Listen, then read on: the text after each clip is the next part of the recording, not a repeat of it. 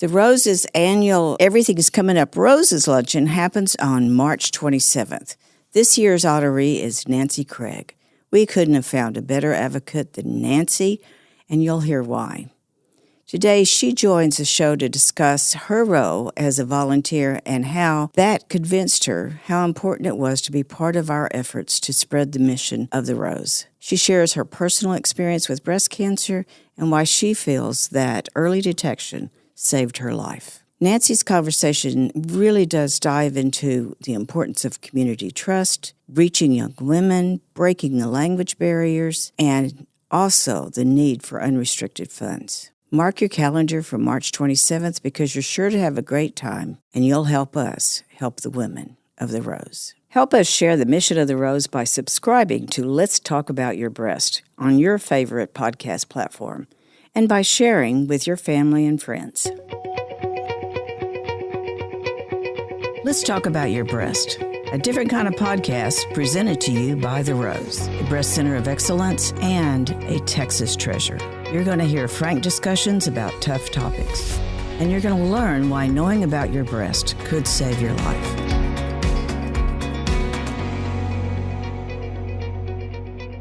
So Nancy, it is so wonderful to have you here on Let's Talk About Your Breast. And I can't thank you enough for accepting the role as honoree of our annual luncheon, Everything's Coming Up Roses. So tell us what that means to you to be an honoree of this luncheon.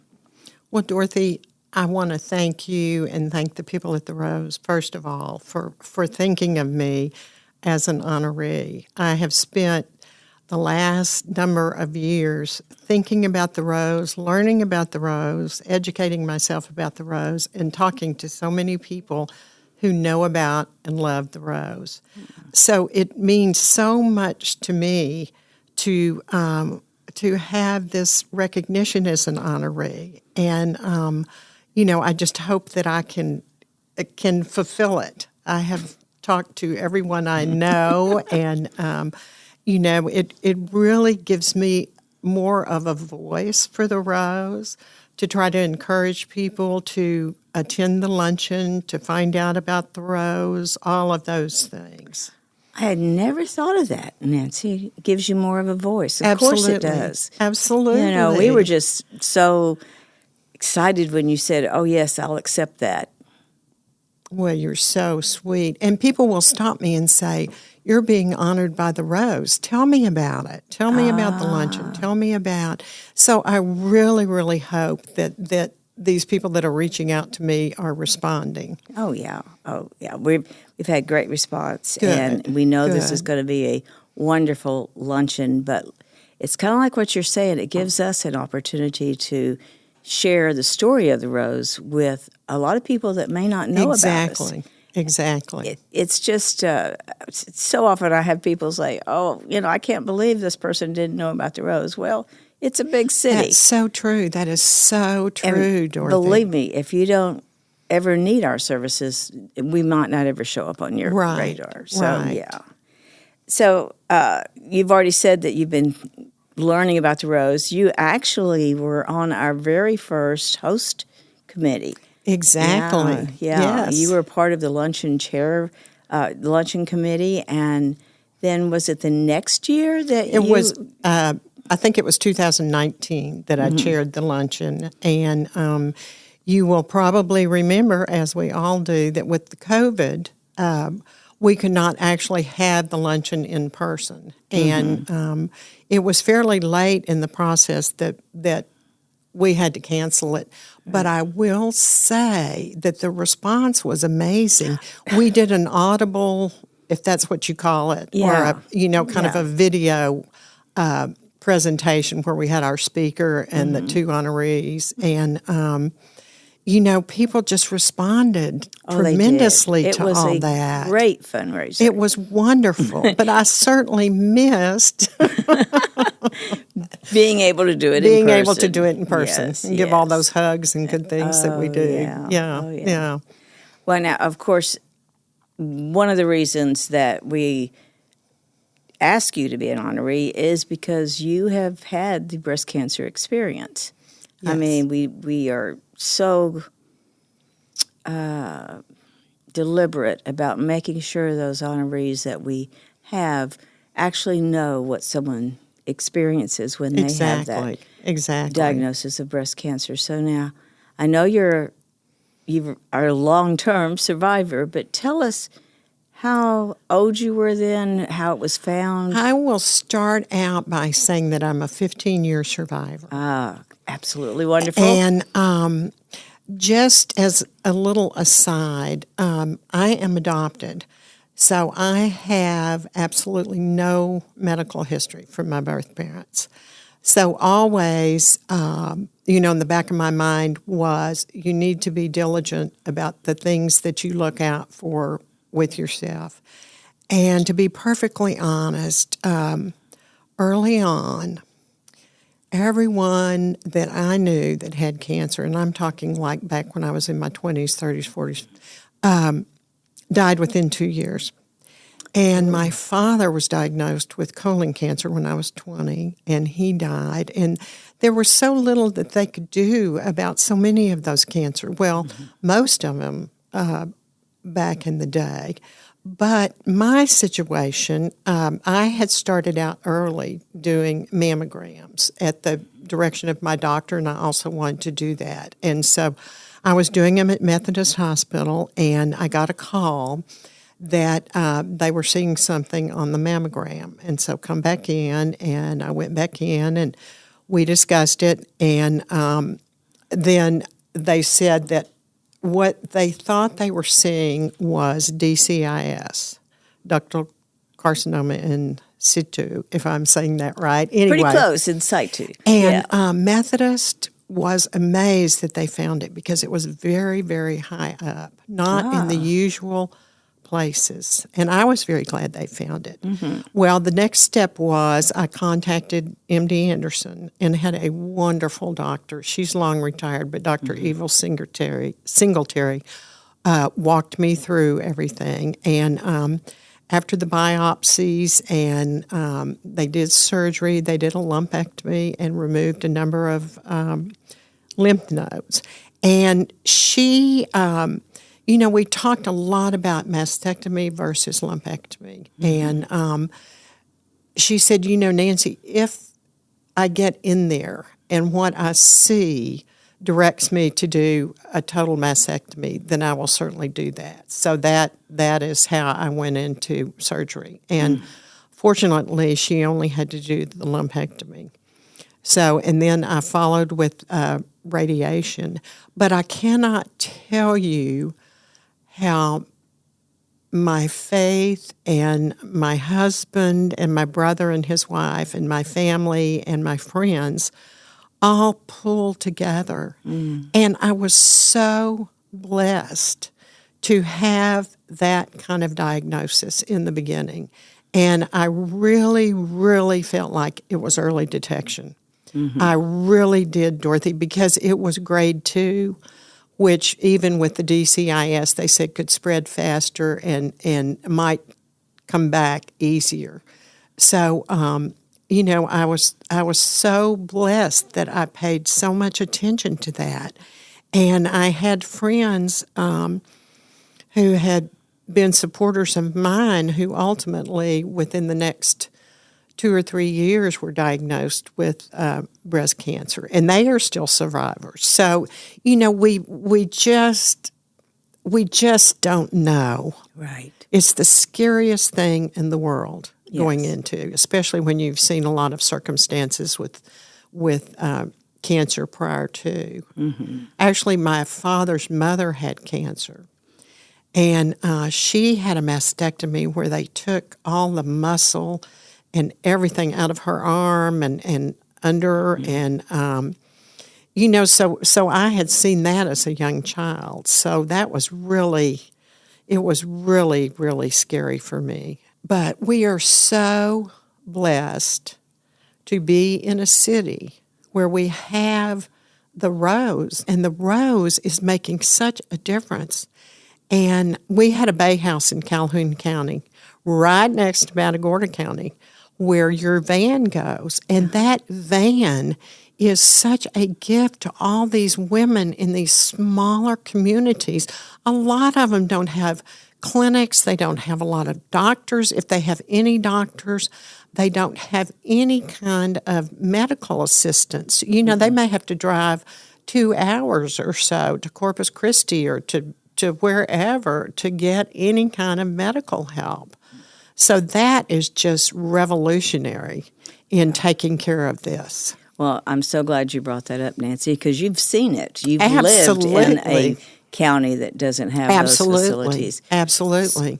Folks just don't appreciate, I think, unless you've been there, how different urban, rural medicine is. And even it's not just access. It's not just bringing the mammo coach there.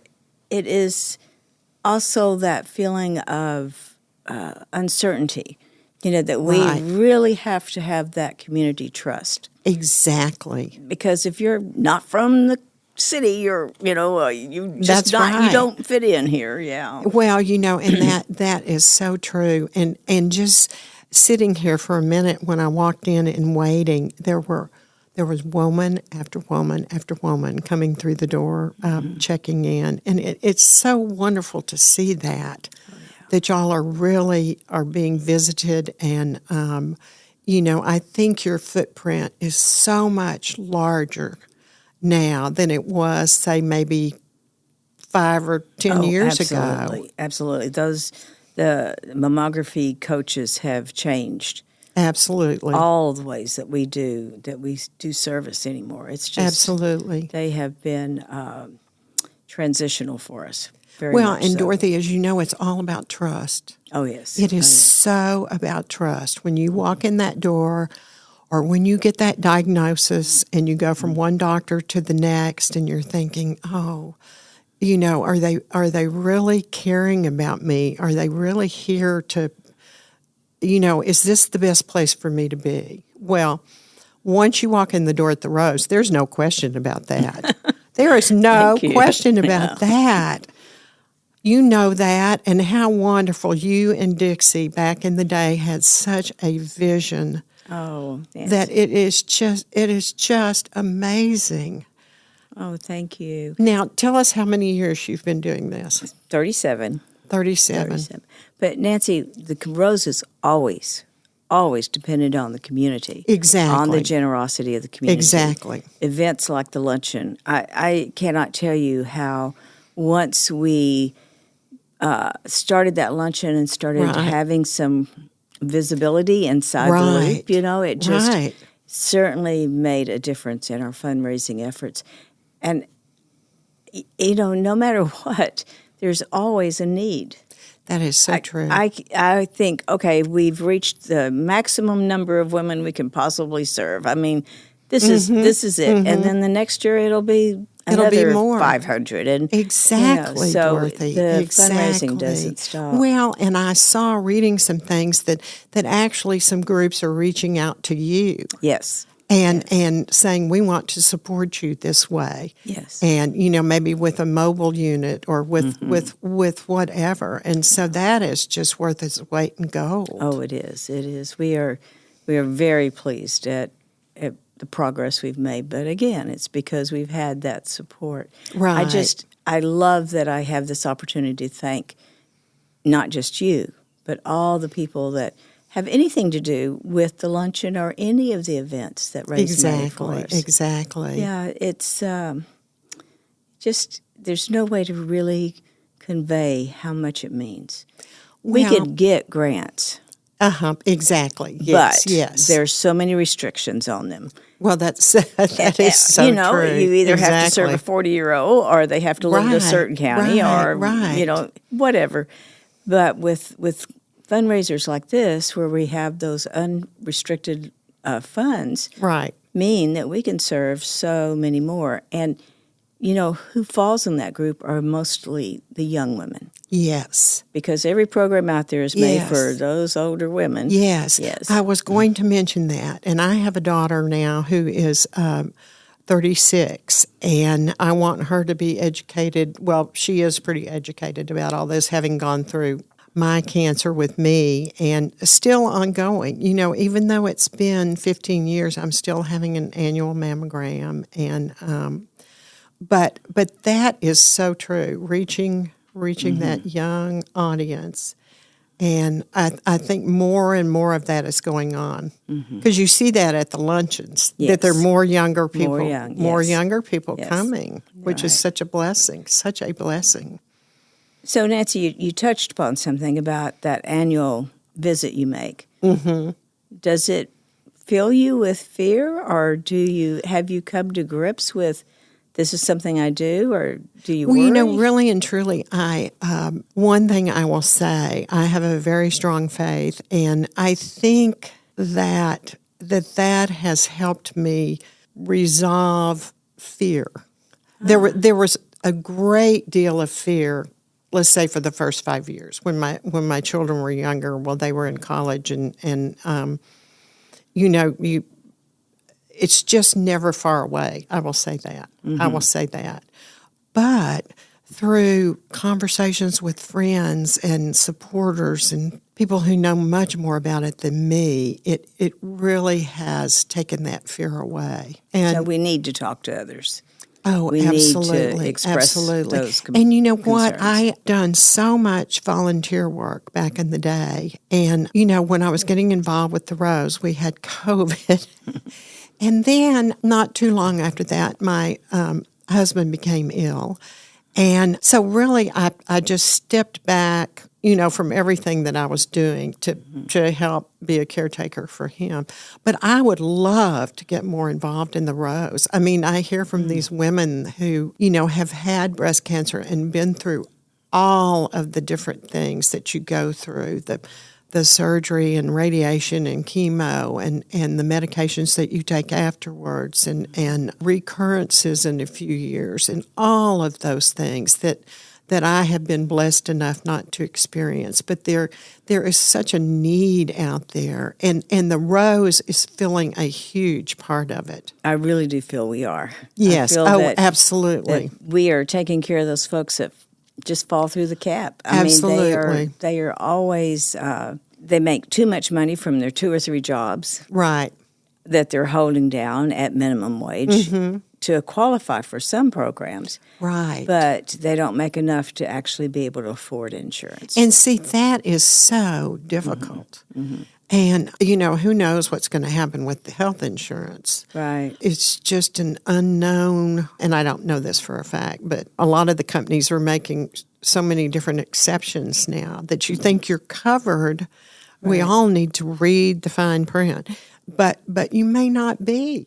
You just may not be with that very thing that you need. Yes, we're seeing that a lot. I bet you are, Dorothy. And isn't that's so sad? So many have had to go with the huge deductibles. Yes. And, you know, we do that so that the premiums are down, but that means that when we do need something, exactly, that money is just hard to come up with. A lot of people, yes. Yeah. Exactly. So, Nancy, what do you have a personal goal with the luncheon? Well, my personal goal with the luncheon and Janet's goal with the luncheon, Janet Lineberger, who is the co-chair of the luncheon, is really and truly, like I said, to have more of a voice and to really, really try to get the word out so that we can, you know, bring in maybe a different group, maybe more. You know, every year it's so different because the chair has their group, but then, you know, you want to bring in more people. And actually, really and truly, you know, I know there have been some men who are attending the luncheons. Yes. And it's wonderful to look at among all the beautiful clothes and dresses and everything. And here's these strong men. Right. And you know what? That's something else that we don't really think about very often. No. They do develop breast cancer, yes. Absolutely. And if they haven't, they're many times the caregiver.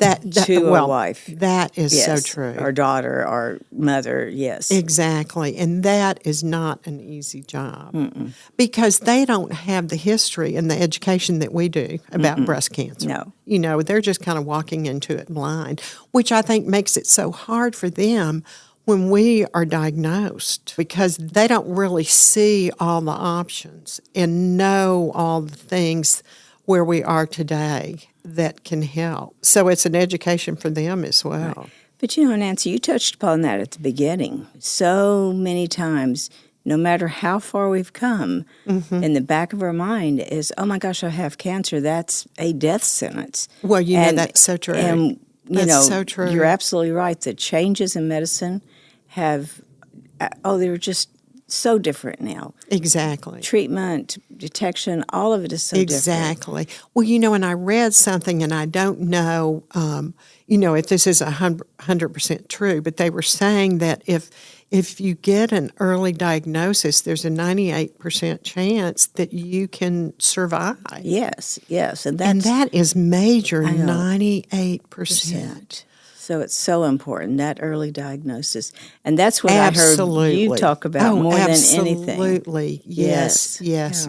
And particularly, not having any medical history, but whether you have medical history or not, that's not a guarantee. And if you're going to have it or if you're not going to have it, that there are no guarantees when it comes to our health. No. At all, even with all the genetic testing. It just makes you aware. Every year there's some other part of the gene that they're finding that could contribute. Exactly. So I agree. Being aware is one of the most important things. Knowing your breast, being aware, doing the screening, following up, knowing your breast, exactly. Those are all part of self-care. Now, are you advocating a younger age for women to start their mammograms? Would.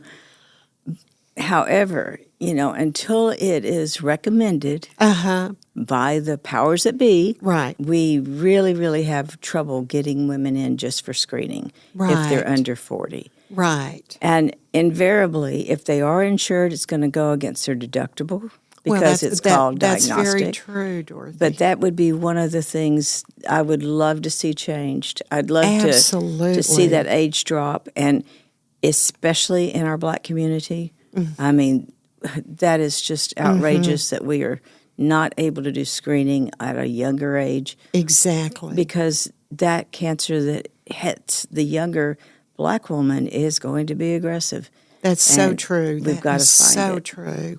Well, and they are saying now that so many, well, who is they? Whoever they is. I'm not sure, but anyway, that so many more young women are being diagnosed with not just breast cancer, but different cancers. Different kinds of cancers. And they really don't have an answer to that. If it's environmental or whatever, they just really, really don't know at this point. But Nancy, we've never had an answer for cancer. Yes, that's exactly right. We've made a lot of strides in how we treat cancer. I'm glad you said that. I'm glad you said that. There's not a magic bullet. There is not. No. There is not. So I'm curious, as a long-term survivor, and I know you've mentioned your faith, but is there a ritual or any certain thing you do that impacts your attitude that you think is beneficial to survivors? I think just communicating with other survivors. And that's not all we talk about, but what happens is we become good friends. Yes. Some of the women who you meet, who you might not necessarily be doing things with or seeing very often, that you become wonderful friends. And that's not always everything you talk about. But I think the thing that has really saved me is just doing the testing. It's just doing the testing, because that is the only thing. I mean, I can say, well, there are no lumps. Well, hello. I mean, that is not valid at all. And Or if you have DCIS, well, that's exactly you're not going right. to have a lump, right? That's exactly right. And so really and truly, the testing is so important. And I know they say, well, maybe if you're younger or something, they have so many tests where maybe you have a false positive. Well, I think things are advancing now, maybe more with our testing. The 3D mammograms, Right. I think, have helped maybe a lot of that. Absolutely, you can see Don't you think, much more. Dorothy, Yes, where it's more with where it's 3D. more precise? But what bothers me most about that? Oh, you have false positives. Mm-hmm. You know what? I'd take that any day if it ruled out a problem. Right. Any day. Exactly. And there's this attitude out there that women can't handle it. What? What There's is not right? much a woman can't What is handle. I right? truly believe that. I believe that as well. And you have Yeah. seen that on every single level. Absolutely. So, we need to dispel Yes. some of the myths Some of the around myths. that. Right, And right. also alleviate some of the fear. Right. I truly understand if a woman finds something, she may postpone that exam just because she hopes it goes away. Exactly. But as you said, we can't stress enough. Go ahead and get it checked. Yes. Yes. Yes. And that is so worth your peace of mind. Oh, yes. You know what? It is just, prayer is a very strong thing, but until you have that actual test that says, you clear. are okay, you are clear. And I heard you say something else, and that has to do with intuition, knowing that you're in the right place. Yes. And, Yes. I've said many times, I think part of the recovery process is how much you trust that doctor. That is so true, Dorothy. And because if there's any question, then you need another opinion. That is so true. And I think people hesitate to do that. Mm-hmm. I think, my hope is that they're getting a little more attuned with that. Because I've heard of several different cases where, one thing was said and then another thing was determined. So, it just behooves us follow through. Right. Follow through.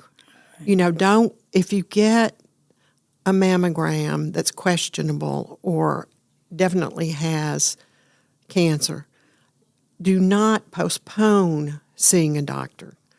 But you might want to do a little bit of research and talk to your friends and people in the community, chances are, or talk to the Rose. I mean, absolutely. Mm-hmm. Because you have doctors, Dr. Dixie, for example. Yeah. And, it's just a wonderful place to go. And you can confirm that for those women who are questioning. Right. And you as an advocate, as a spokesperson, as a survivor yourself. Right. I love that you're stressing that too. Absolutely. We've got to get past any hesitation Absolutely. we have about talking Absolutely. about these things. Yeah. That is so true. That is so true. We need community. Through any healing, through any disease, any diagnosis. Exactly. We need our community around us. Yeah. Those supporters that we know are going to hold us up. And even a stranger can tell you some things that you didn't know, and you go, right. let me explore that. Yes, exactly. Everyone kind of approaches it a little bit differently. And some people, and of course now with the internet, oh my gosh, there is so much information that you can get. But sometimes I find that information needs to be dissected by someone with an education. A little bit more advanced than mine. Lingo or that, yes, because it is a different language. It really is. Yes, because sometimes we can read something and interpret it entirely differently from a medical doctor. And anyway, so that is another thing, because I think the young people particularly get so much information off the internet, which scares them to death. Mm-hmm. But act on it. Act on it.